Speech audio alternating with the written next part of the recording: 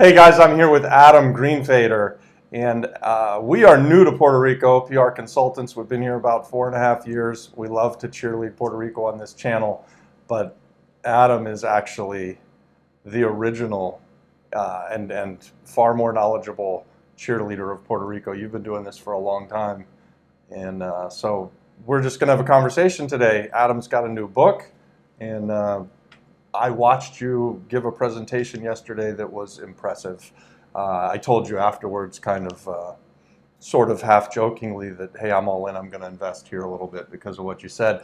But really, I think the whole room felt that. Well, for me, it's an amazing experience, and I've been in Puerto Rico for 25 years. And married a Puerto Rican woman, raised my 2 kids here, went to school, and really fell in love with the island.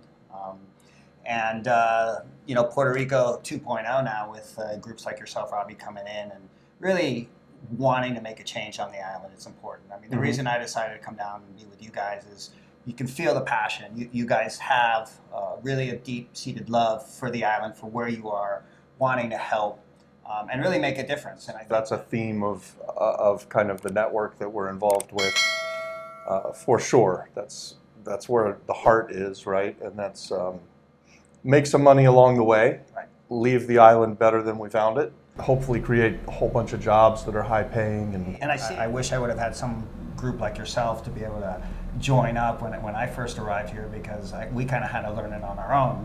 And and I think that's really important. I mean, I think some of the things you said about using locals, relationships first. I mean, at the end of the day, in Puerto Rico, I always joke, I need to have 3 lunches and a dinner before I'm going to even begin to talk about business. Right. And so if you're going to come here, at least enjoy that process, right? I mean, absolutely. Yeah, I think so. That's so cool. The book is called Why Puerto Rico Now? Yeah. And so really, the question, the title of the book is like, why now? And I always get asked that, is this the time to come to Puerto Rico? I heard that Puerto Rico has had financial problems, blah, blah, blah, blah, blah, inflation. And I really wrote the book because I think the time is now for Puerto Rico. We're living really at a change where, as of March 15, 2022, the government said we're now officially out of bankruptcy. Bonds are being repaid, about $30 billion of it. The fiscal board has submitted a balanced budget, so there's now very, very strong movement towards fiscal responsibility. And real estate has nowhere to go but up. I mean, this is an island that lost 500,000 people, and now they're coming back. Got about $80 billion of relief aid from HUD, FEMA, all the other federal programs that are coming into the island.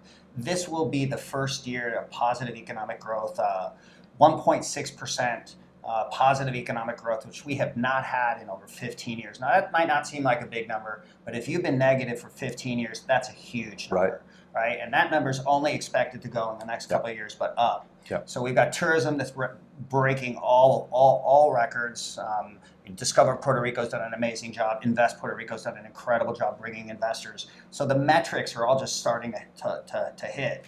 And so from my perspective, what I wanted people to realize is that Puerto Rico is ready for change. The feeling is that we're a bit insulated from the goings on in the States, and even though times are a little bit crazy with inflation and markets are unsure there, if you look around the island here, things are booming. It's a really on fire. Like, restaurants are packed, businesses are starting, and it's a good time to be in Puerto Rico. I think that's what the book is about, right? Well, we've talked about all these amazing things that are happening on the island coming out of bankruptcy, and Puerto Rico getting population back, and real estate booming. There are some clouds that are affecting not just Puerto Rico, but the world, right? And I think that climate change is one of them.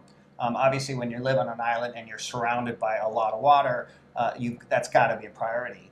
And so for me, part of the motivation of writing the book on the 5-year anniversary of Hurricane Irma and Maria is to talk about climate change and say, what new approaches can we take to kind of make Puerto Rico stronger? And I think it's really our responsibility today to lead that conversation. I think it's a lot easier to lead the ESG, environmental social governments, than have to be dealing with relief funds and problems with title afterwards. Right.